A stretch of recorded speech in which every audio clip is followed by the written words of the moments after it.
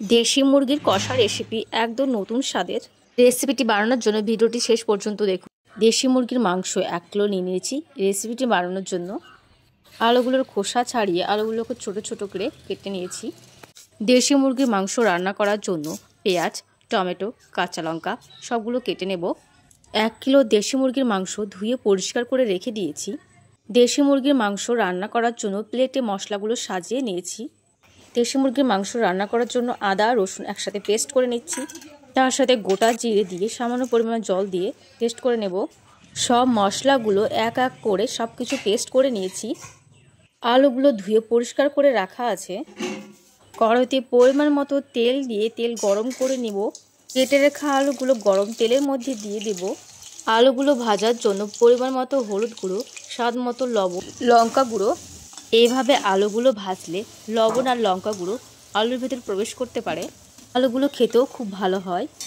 যেই কড়াইতে আমরা রান্না করব সেই কড়াইতে 1 কিলো ধুয়ে রাখা মাংসগুলো দিয়ে দিলাম। এক এক করে মশলাগুলো দিয়ে দেব।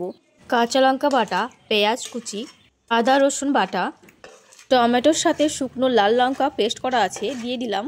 2টো তেজপাতা, পরিমাণ মতো হলুদ গুঁড়ো, 2 চামচ লঙ্কার গুঁড়ো, স্বাদ মতো লবণ, সামান্য পরিমাণে কাশ্মীরি লাল লঙ্কা, সামান্য পরিমাণে গরম মশলা পাউডার, জিরে পাউডার, ধনে পাউডার, অনেকটা পরিমাণে সরিষার তেল দিয়ে দেশি মুরগির মাংসের সাথে মশলাগুলো ভালো করে মাখিয়ে নেব। দেখতেই পাচ্ছ খুব সুন্দর করে মাখিয়ে নিয়েছি। আধা ঘন্টার জন্য রেখে দেব। ঢাকনা দিয়ে আধা ঘন্টার জন্য রেখে দিয়েছি। যে কড়াইতে মাংসগুলো ভালো করে মাখিয়ে রেখেছি গ্যাস ওভেন অন করে সেই কড়াইতে চাপিয়ে দিলাম। কিছুক্ষণের জন্য ঢাকা দিয়ে দিয়েছিলাম। ভালো করে উল্টে পাল্টে না দিলে মাংসগুলো ভালোভাবে সেদ্ধ হবে না। দেশি মুরগি মাংস কষানোর জন্য বারবার ঢাকা দিয়ে দিয়ে কষানো হবে। মাংসগুলো অর্ধেকটা কষানো হয়েছে। গোটা এলাচ থেতো করা দিয়ে দিলাম। গোটা এলাচ দিয়ে ভালো করে নেড়ে চেড়ে নিয়েছি। 5 থেকে 6 মিনিট ঢাকার পর ভেজে রাখা আলুগুলো দিয়ে ভালো করে নেড়ে চেড়ে নেব।